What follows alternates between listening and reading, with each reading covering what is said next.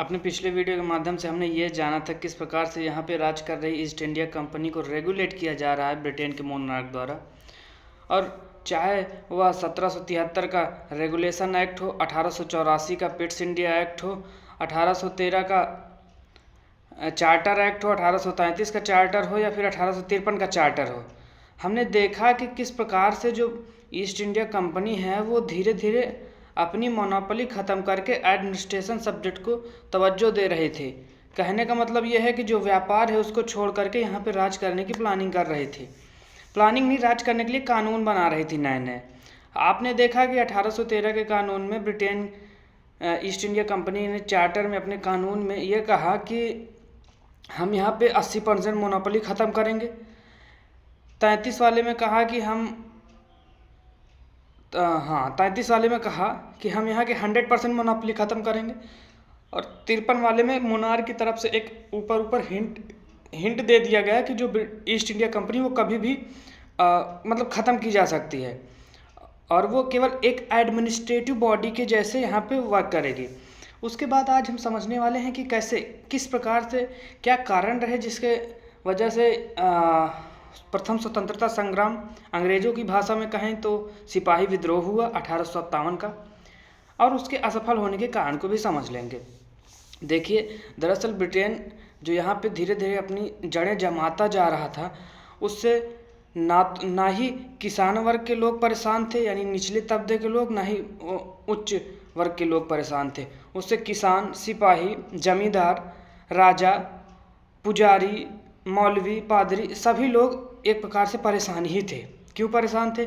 देखिए, किसानों के पास समस्या ये थी कि अंग्रेज़ों ने नियम बनाया था कि अगर आपके पास 20 बीघा खेती है तो आप 3 बीघा यानी 3 बिसाहवें भाग में आप नील की खेती करेंगे।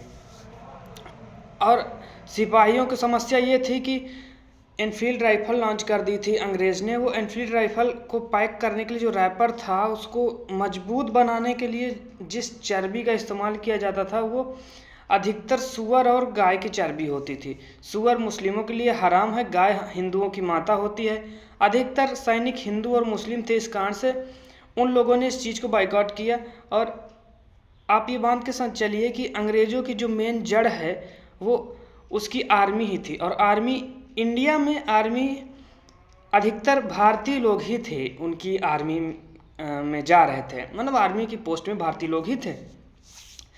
राजा इसलिए परेशान थे क्योंकि ब्रिटेन ने सब्सिडरी अलायंस और ये डॉक्ट्राइन जैसे नियम के तहत अंग्रेज़ों की सत्ता को हड़पने का प्रयास किया। सब्सिडरी अलायंस यानी सहायक संधि क्या होती है, जल्दी से मैं बता दूं कि सहायक संधि मतलब कि ब्रिटेन ने अंग्रेज़ों ने यहाँ के राजाओं को लालच दिया कि आप जो है हमारे साथ सहायक संधि कर लीजिए, उस सब्सिडरी अलायंस के तहत हम आपकी अन्य राजाओं से सुरक्षा करेंगे, बस आप उसके बदले हमें थोड़ा सा पैसा दे दीजिए। ऐसे ऐसे करके सभी राजाओं से उसने ये बात की। अधिकतर लोग सहायक संधि के पक्ष में चले गए, सहायक संधि से जुड़ भी गए, और जितने लोग जुड़े सबका सत्यानाश हुआ, क्योंकि एक राजा को दूसरे राजा से लड़ाने का काम इसी सहायक संधि के द्वारा किया गया। दूसरा, इन्होंने कहा जिस राजा की संतान नहीं है वो कोई बच्चा गोद नहीं ले पाएगा। किसी भी संतान को वो गोद लेकर उसके अपनी यानी अगला राजा नहीं बन सकता। जिसकी संतानें नहीं हैं, बहुत सारे ऐसी जगह थी जैसे कानपुर के पास का उन्नाव का इलाका हो गया, झांसी का इलाका हो गया, यहाँ के राजाओं की संतानें नहीं थी, तो उनसे उनकी जो है ज़मीनें हड़प ली गई इस कानून के तहत। इस कारण से राजा उनके अंग्रेज़ों से परेशान थे। किसानों को किसान तो परेशान थे, जमींदार जो थे उनसे कहा गया कि आप इतना टैक्स अपनी ज़मीनों का हमें देंगे अंग्रेज़ों के द्वारा। जमींदार भी परेशान थे। मंदिरों में, मस्जिदों में, गुरुद्वारों में जो चढ़ावा चढ़ रहा था, अंग्रेज़ों ने कहा चढ़ावा चढ़े या न चढ़े पर मुझे टैक्स चाहिए, इस मंदिर से इतना टैक्स उसमें फिक्स कर दिया जाए नियम के तहत।